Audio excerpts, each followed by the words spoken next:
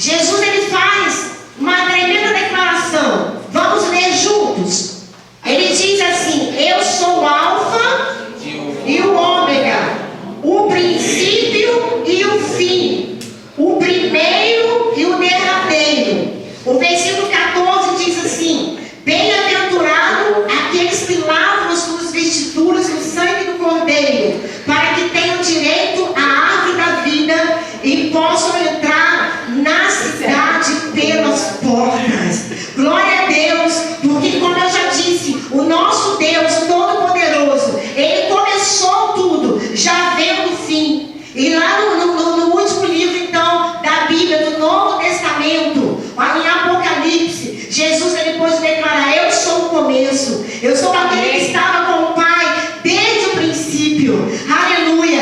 A Bíblia, o Evangelho de João, no capítulo de número 6, penso que no versículo de número 42, Jesus, ele disse que ele é o pão vivo que desceu dos céus. Aleluia. Jesus, ele veio dos céus para a terra, e Jesus foi enviado para essa terra, não é? Como pão da vida. Toda a gente sabe que o pão, ele é um alimento, não é? Cotidiano. Toda a gente come pão, toda a gente precisa de pão. Acorda de manhã, já quer pão. E Jesus, ele diz que ele é o pão da vida, mas não dessa vida de 50, 70 anos, mas ele é o pão da vida, é o pão que desceu dos céus. E quando nós entendemos quem é Jesus, e quando nós nos alimentamos desse pão vivo que desceu dos céus, nos alimentamos da presença de Jesus, nós somos fortalecidos. Amém? Glória a Deus. Por isso então Jesus, ele diz: eu sou o Alfa, eu sou o Ômega, eu sou o princípio e eu sou o fim. Mas é interessante que nós, como seres limitados, para nós entendermos o fim, não é? Para nós, apesar de nós termos a Bíblia e etc, para nós entendermos o fim, ou para nós entendermos o processo que nos conduz ao fim, nós precisamos fazer o quê? Nós precisamos entender o princípio. Então, e o livro de Gênesis é o primeiro livro da Bíblia. O nome Gênesis, né, quer dizer começos, o começo de tudo. Então nós podemos ver que o Evangelho de Gênesis, ele relata o começo e o projeto eterno de Deus para a humanidade. Aleluia! Se nós quisermos saber exatamente quem nós somos, de onde nós viemos, quem nós somos, por que nós estamos aqui, para onde nós vamos, a Bíblia, amados, a Bíblia nos ensina isso tudo. Então, como eu estou a dizer, que esse primeiro pequeno grupo, podemos assim dizer, que começou na eternidade. E o livro de Gênesis, ele começa então relatando toda a vontade de Deus para a vida da humanidade. Então o Gênesis, ele pode mostrar para nós todo o começo, todo o projeto original, todo o projeto eterno que Deus tem para a humanidade. Amém? Você está entendendo? Aleluia! Então, assim, nós podemos ver também, você que já conhece um pouco a Bíblia, nós podemos ver que de Gênesis a Malaquias, que é o Antigo Testamento, onde tem 39 livros. 39 livros, de Gênesis a Malaquias. Nós podemos ver ali que Deus, em toda a história da criação, nós podemos ver assim, Deus, o nosso Deus, o Criador, Deus, ele assim, levantando homens, levantando mulheres que pudessem transmitir à humanidade, transmitir ao povo, né, aquilo que estava no coração de Deus, aquilo que estava na mente de Deus. E Deus então, desde a eternidade, desde o começo de todas as coisas, onde Deus levantou homens, mulheres, profetas do Senhor, homens e mulheres que realmente pudessem entender a mente de Cristo, que pudessem entender a mente de Deus. O plano de Deus sempre foi encontrar homens e mulheres, pessoas que pudessem estar lutando com Deus na mesma sintonia, pessoas que pudessem estar cantando a mesma canção que está no coração de Deus,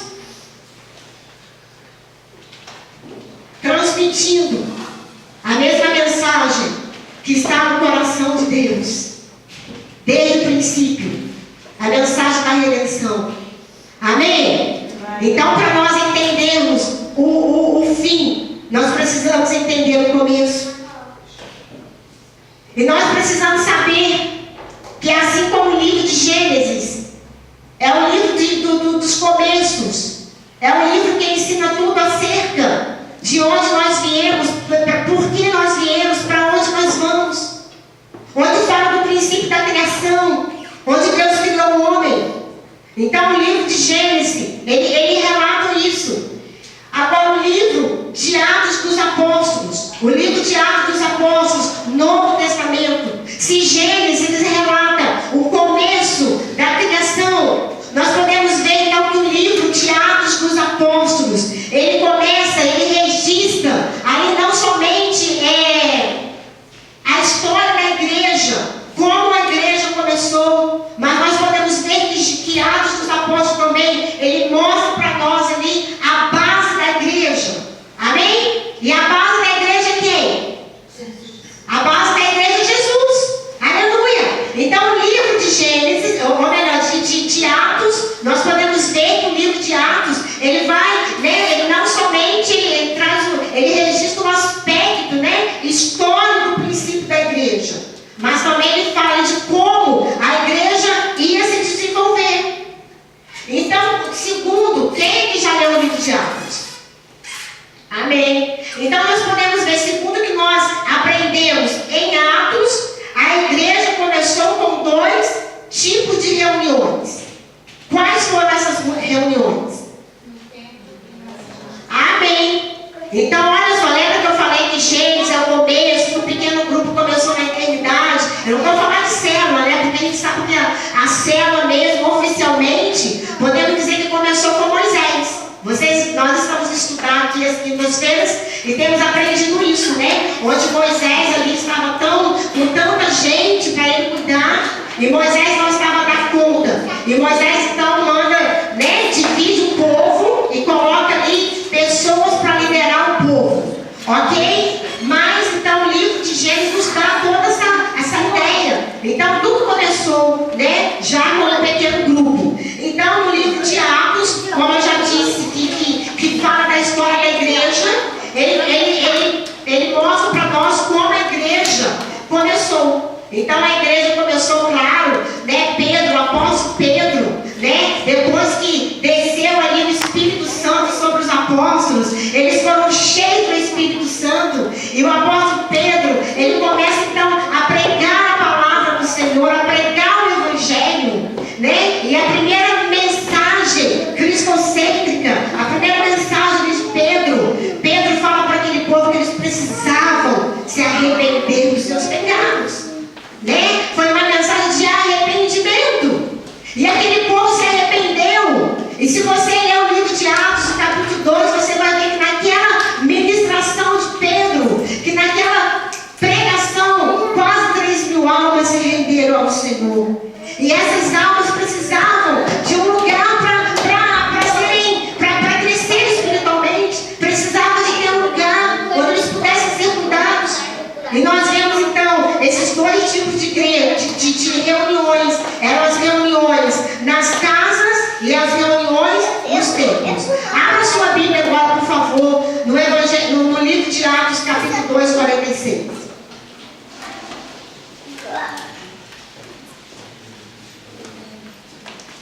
Atos capítulo 2, versículo 46.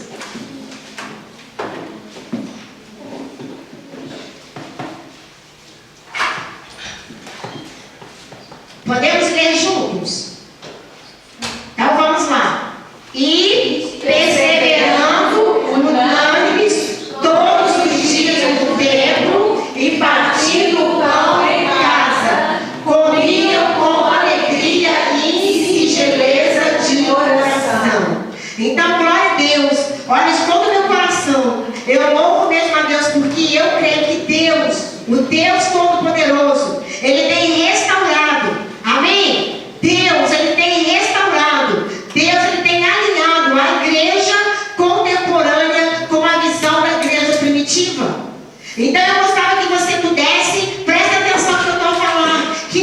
Deus. Deus que não perde o controle de nada, amados. A igreja nasceu no coração de Deus. O pequeno grupo nasceu no coração de Deus.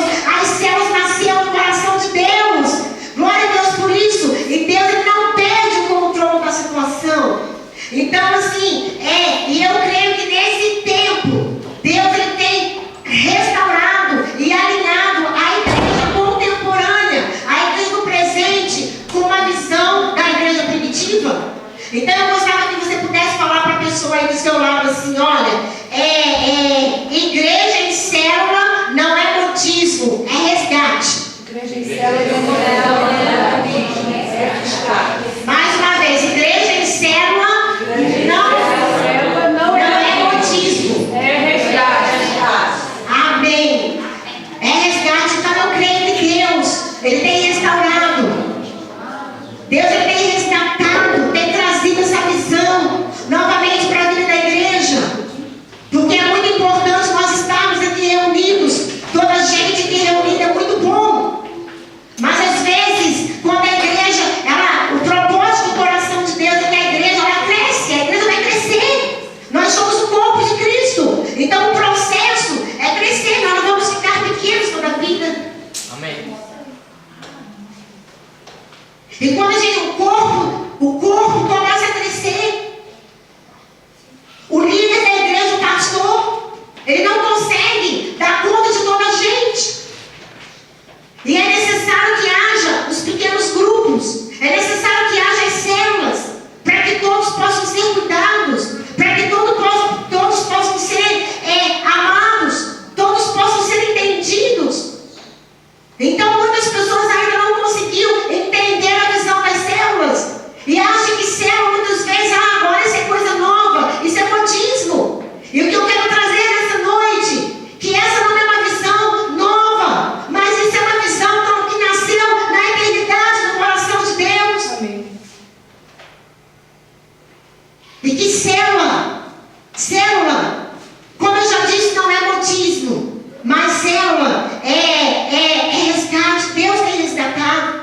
E eu acredito que a primeira visão que a igreja contemporânea ela tem resgatado, né? A igreja contemporânea tem resgatado da igreja primitiva, é a visão de gerar uma igreja sarada.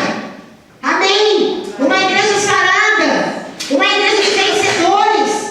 A Bíblia diz que nós somos mais do que vencedores em Cristo Jesus. Mas por anos a igreja a igreja não está sarada, a igreja tem buscado coisas, tem se fechado dentro dela própria. Enquanto Deus, a igreja, o propósito de Deus para a igreja é que a igreja saia para fora. Então eu acredito, como eu já disse aqui, que Deus, Deus quer restaurar exatamente isso. E a primeira visão que Deus quer restaurar, eu acredito que é a visão da igreja, que é a visão da igreja sarada. Deus quer gerar uma igreja sarada, uma igreja vencedora, uma igreja abençoadora. Amém? Amém. Uma igreja abençoadora. Porque muitas vezes nós achamos que a igreja é um lugar onde nós vamos somente para sermos abençoados, né? Eu vou para receber.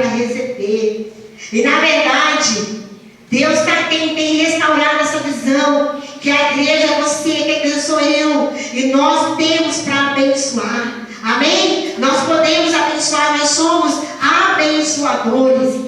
E que a igreja, Deus também tem restaurado. Alguns que estão de água, por favor. Eu vi para usar. Oi?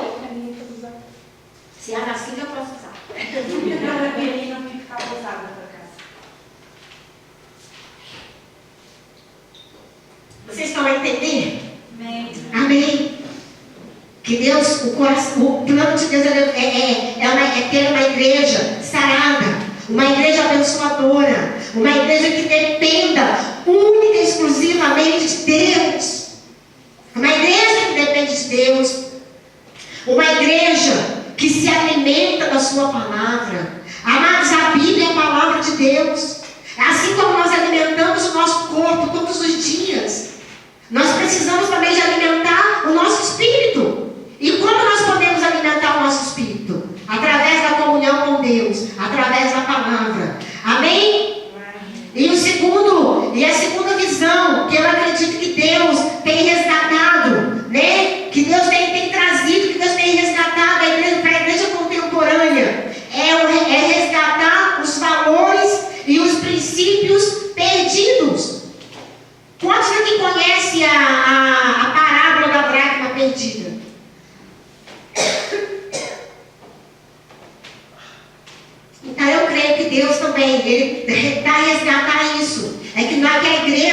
contemporânea, nós possamos resgatar os valores e os princípios perdidos em casa. Em Lucas, no capítulo número 15, versículo 8 e 10, nós vamos ver que o Evangelho de Lucas, capítulo 15, ele tem ali, fala de 3 parábolas, né?